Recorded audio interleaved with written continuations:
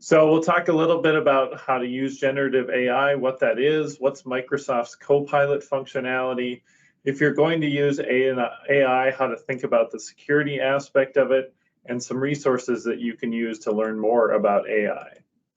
So again, if you have questions afterwards, feel free to reach out to us. We're happy to do a more formal conversation. Or one of the things I've been doing is talking to our company's leaders about AI as well too. So if you'd like to invite me to come to one of your leadership meetings to talk about AI, I'm more than happy to do that. So we've been on a journey of AI for quite a while. Actually, the concept of AI started back in the 50s. And so this concept of artificial intelligence has been around for a while, but it's really picked up a lot of steam here just recently. So let's talk a little bit about the evolution and then where it might go as well too. So kind of the original AI is really just about creating a rule-based system where you're repeating a rule over and over again. So one thing that we did at our company event a few years ago is we showed off some of the value of AI, but in order to do that, we had to take pictures of ketchup and mustard bottles, like 15 pictures of each. And then with that training in place, the computer could tell you, oh, this is a red bottle, it's ketchup. Or this is yellow, it's mustard. So those are the kind of systems that have been around for a while that you've been able to use, but they're a lot of work to get to work right. And then the next thing, evolution in AI, has been really around context awareness or retention. So again, that is more, think about your like voice assistants. So when I ask Amazon Echo in the morning if what the weather's like, it knows that I live in Barnesville, Minnesota, and so it's going to tell me the weather related to that.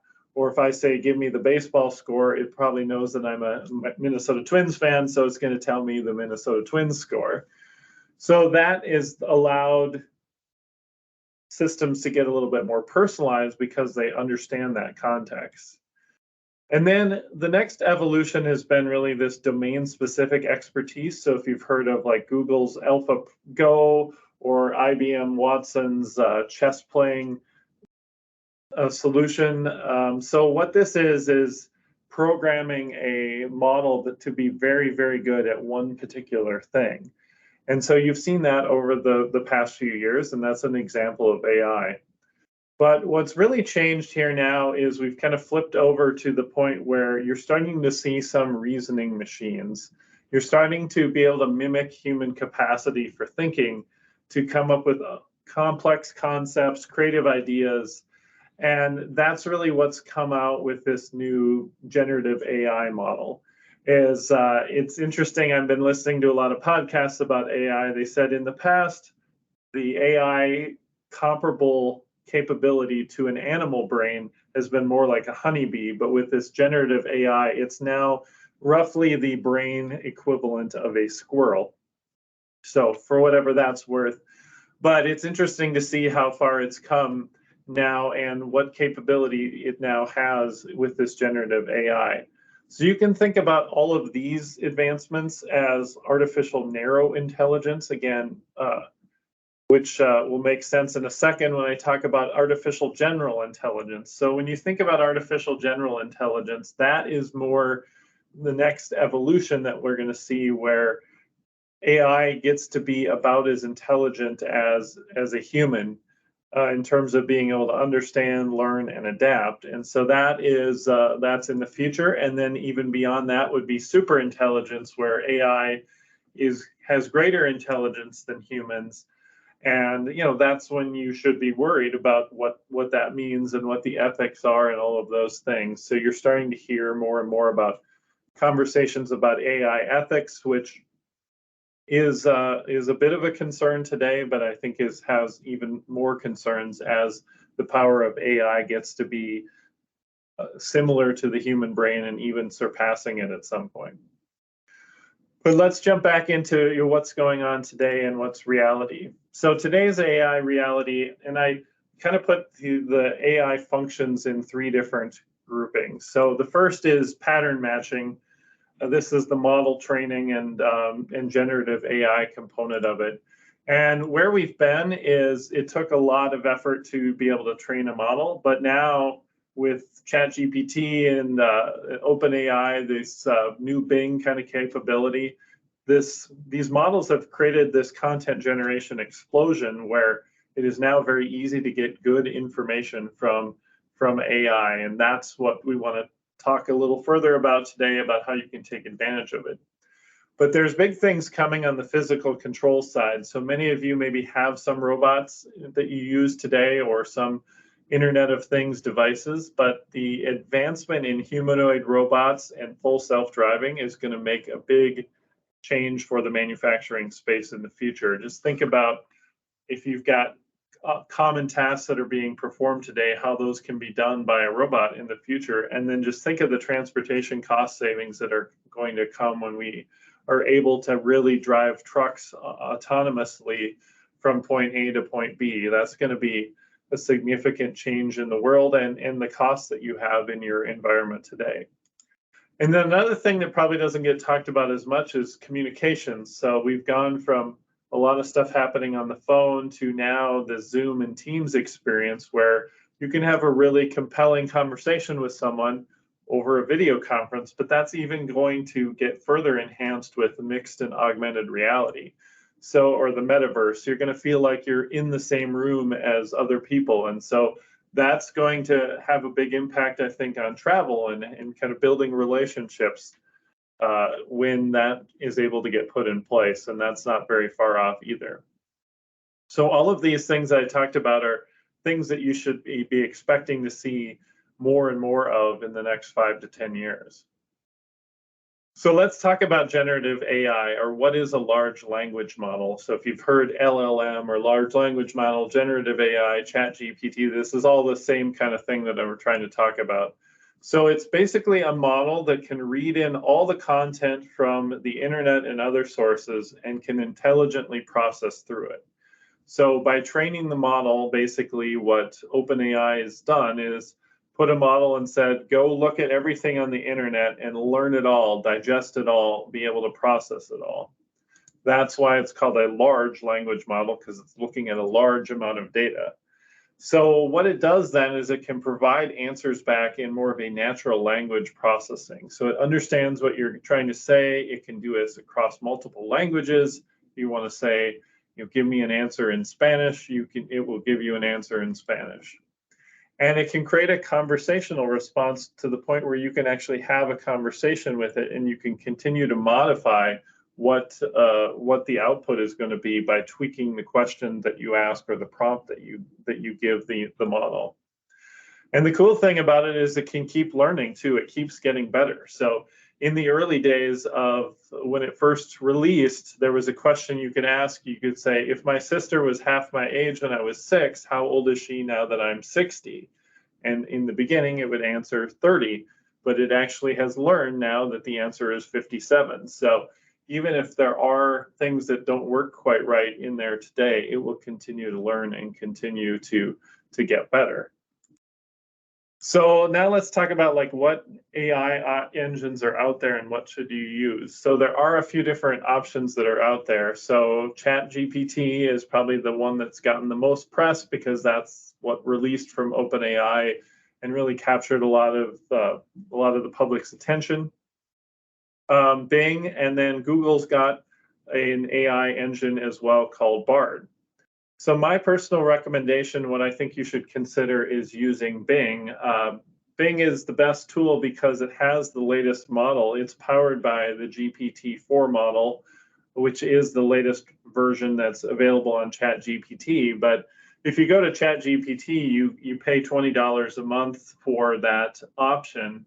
And whereas on Bing, it's free. And as well, Microsoft has more information that they're putting into Bing as well to continually make it better. So I just think that that's the best option for any of those that are out there today.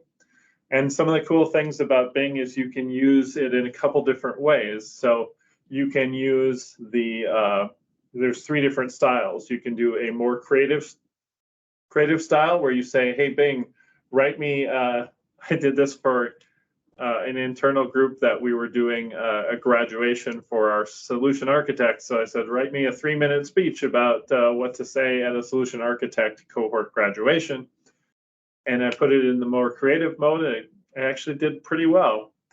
You can say more balanced, which is more of like answering a question, or you can kind of say a mixed mode between those. So if you want to just get an answer to a question, look for the balanced. If you want it to create content for you, look for the more creative capability there.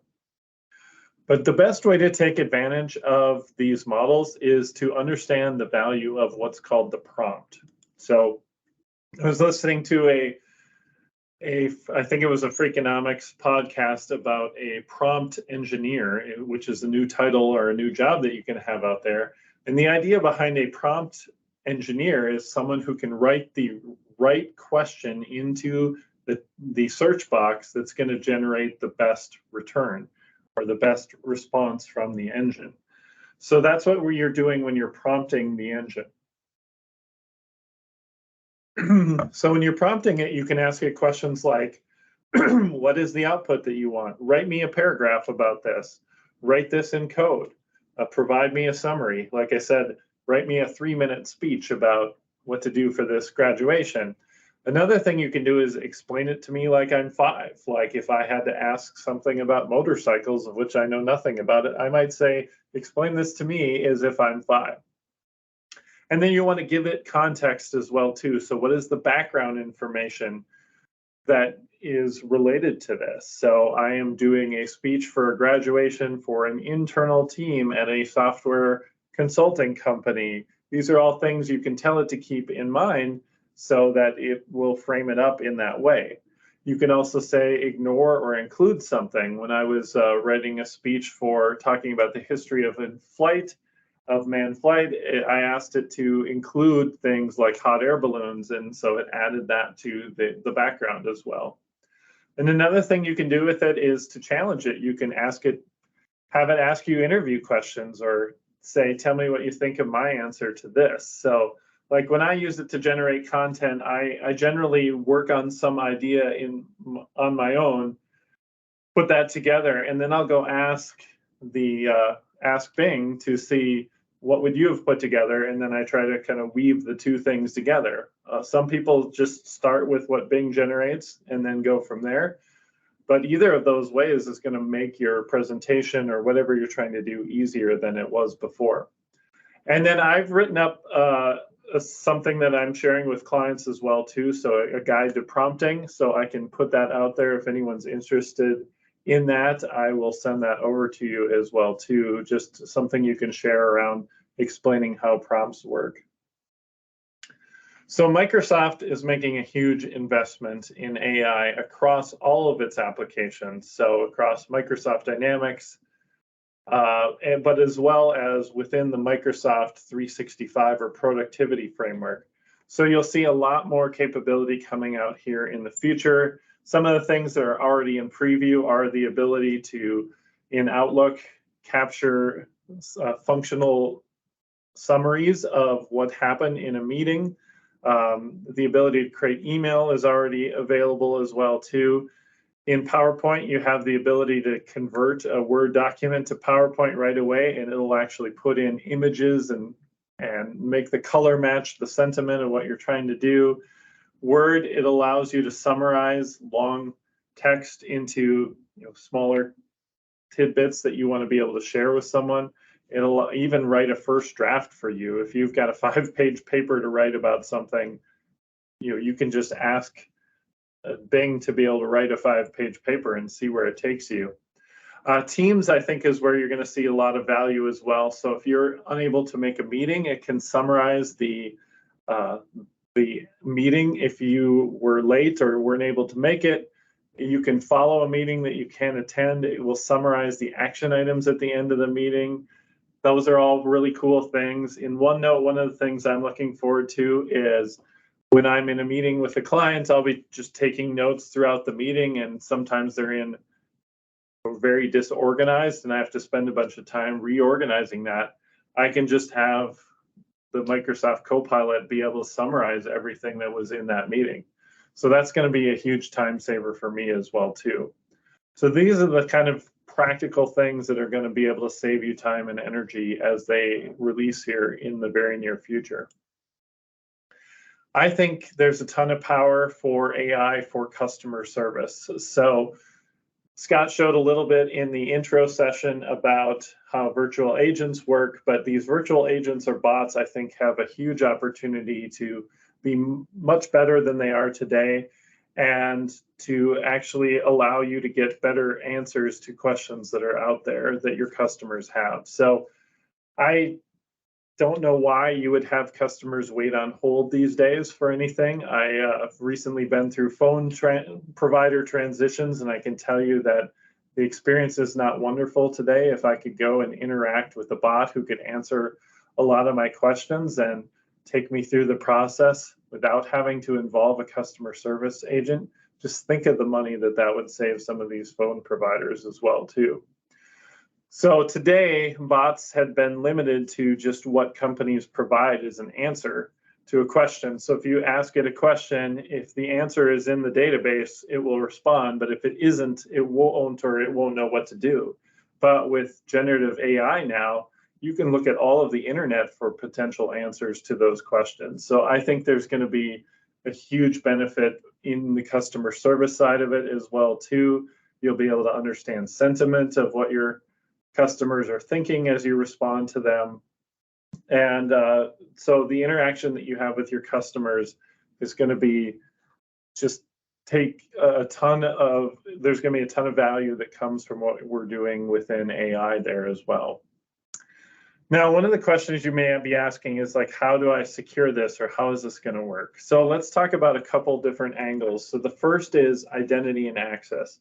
So when you think about security, there's really kind of three different kind of things to be thinking about in security. There's kind of the classic on-premise security of like, are my firewalls safe? Can people get into my network? There's the cloud security aspect, which is really more about identity and access. And then there's really compliance and how that works. So this is a cloud-based tool, so it's really in the scope of identity and access. And so identity is, do you have the right identity to be able to get into the system? And then access is, what can you see now that you're in the system?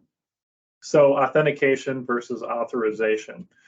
So this is a key part of what you want to make sure you've done your due diligence on as you get into starting to use AI internally. You want to make sure you're not letting in anybody from the outside and that the people have the right access to what you're trying to do here. Because if you publish everything in your company into an AI model, then somebody might be able to look up someone else's payroll information. So you got to be very careful about this stuff. As these models get more and more powerful, you just got to make sure you're locking in on what people can and can't access. So this is a service that we can provide at Stoneridge. If you're interested in learning more about it, Microsoft has some really cool tools that we can see as partners in terms of how well our clients are doing from an identity and access management standpoint. So we can tell you here are the best practice violations that might be in place today and help you get in a much safer place so that you can really take advantage of AI and not worry about all your information just being available to everyone. And the other thing I wanted to just warn everybody about, and because I've heard people talk about this, is like, I don't want to put my information into the new Bing because I can, it can be used to train the model. And that is a concern. You don't want to ask confidential oriented questions in a public AI tool because it is continuing to learn. So if you say, I'm building a product with X, Y, and Z in it, and I think I should look at A, I mean, that is going to go into the model. So you wouldn't want to ask that kind of question to a publicly driven AI generative AI tool. So what you can do is, so again, don't ask questions in public AI tools, but if you want to, you can implement Bing Chat Enterprise. And what that is it's just the power of Bing, but it doesn't look, it's stored within your enterprise or within your domain. So we've implemented that here at Stoneridge, so we can use Bing. We don't have to worry about what questions we ask because it's not going back and feeding the overall model. So that is one thing I suggest that you put in place as quickly as you can. That way you don't have to worry about people accidentally putting confidential information out into the chat engine. So as we think about what to do next, I really have 4 key takeaways that I'd like you to be thinking about. So first off is teach your people, especially your content creators, your customer service folks, about the new search practice and how to use the prompts, how to be able to ask the right questions of the search tool so that they can get more and more information out of it. That's step 1. I have a guide available if you're interested in taking a look at that. And then look for opportunities to use this large language model to increase customer efficiency or customer service efficiency. So look at ways that you can use this in your case management. Look at ways you could potentially put a virtual agent or a bot in place to answer questions that you're having to answer with live humans today. Next, look at your security. So just make sure you've got an assessment about, like, are you ready for AI? Do you have everything buttoned up internally? Are you doing the right things to make sure your information is not getting out there? So being able to do a security check before you dive deep into it is something I definitely recommend. And then keep your eye out for future enhancements. So there are more and more classes that are being taught now on it, whether it's LinkedIn, Microsoft's got a lot of content in their docs area as well too. But I suggest that as leaders, you stay up to date on what's going on in AI. I watch a lot of YouTube videos talking about AI. I'm listening to podcasts, anything that I can to hear from these creators of AI to make sure that I understand what's going on, what's coming next, and how to advise clients on the best way to be able to use this powerful new capability.